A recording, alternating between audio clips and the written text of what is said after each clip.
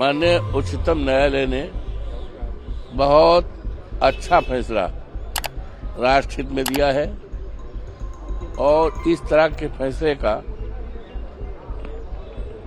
पूरे जोरदार तरीके से देशवासियों को स्वागत करना चाहिए, अभिनंदन चाहिए। इस फैसले से इस देश में आपसदारी, भाईचारा और कानून का राज कायम रखने में काफी मदद मिलेगी और ऐसे तत्वों को जो इस देश में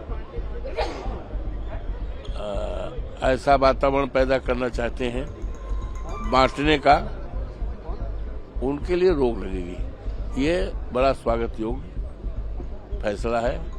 मैं अभिनंदन करता हूं, स्वागत करता हूं, बधाई देता हूं। जिस तरह से सुप्रीम कोर्ट ने एक राहत दी है और उसके तई लोगों की मायूसी जो कानून से हो रही थी, निचली अदालतों की जल्दबाजी के फैसलों से हो रही थी, उसको रोक लगी है।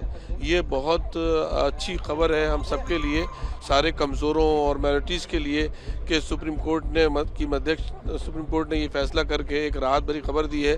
क्योंकि ये जो अशांति फैली है वो निचली अदालतों की जल्दबाजी का फैसला कि उन्होंने एक ही पक्ष को सुना और 2.5 घंटे में ही सर्वे किया और फिर दूसरी मरतबा फिर पहुँच गए। जब एक मरतबा सर्वे मुकम्मल हो गया, दूसरी मरतबा फिर चले गए और फिर वहाँ जाकर हौज का पानी निकालना शुरू किया, तो पब्लिक को ये लगा कि यहाँ से छेड़छाड़ हो रही है।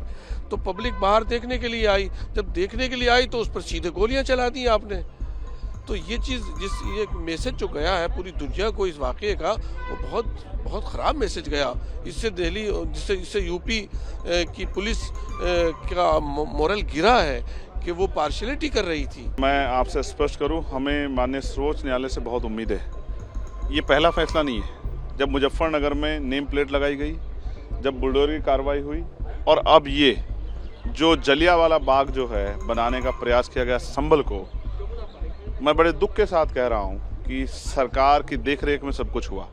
मैं सर्वोच्च न्यायालय का जो फैसला है और जो उन्होंने जिस तरह की रोक लगाई है वो प्रशंसनीय है। साथ में मैं सर्वोच्च न्यायालय से ये भी कहना चाहता हूँ कि वो सुमोटो लेके इस पूरी घटना की जो है सीबीआई जांच अपनी निगरानी में कराए, जो दूध का दूध पानी का पानी। मैंने कई बार कहा है कि वहाँ के अधिकारी कर्मचारियों की कॉल डिटेल्स अगर हम निकालेंगे तो वो किन के इन्फ्लुएंस में इतनी तेजी बढ़ती गई, ये भी शायद जानकारी होगी और इससे एक बहुत बड़ा जो है कॉन्स्पिरेसी क्लियर हो जाएगी।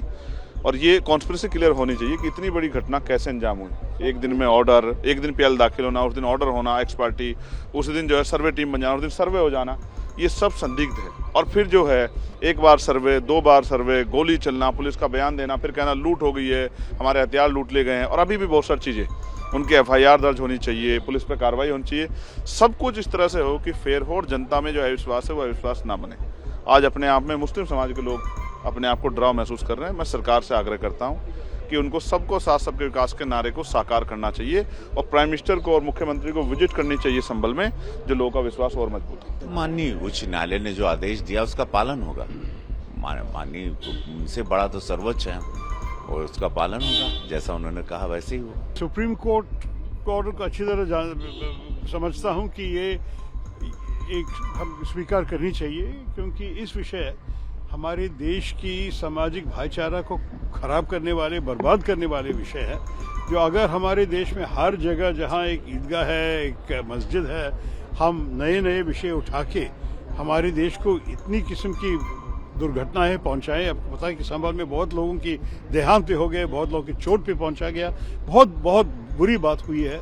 तो इस किस्म की ऐसी चीजें होने के अलावा बेहतर होगा कि हम प्लेसेस ऑफ वर्शिप एक्ट 1991 के अनुसार कि इस किस्म की चीजों को सुप्रीम कोर्ट के हाथ पे पहुंचा के तय करें कि अंत में जो बंद है बंद रहने दो और जो आगे जाना है कैसे करना है वो सुप्रीम कोर्ट को तय करने दो।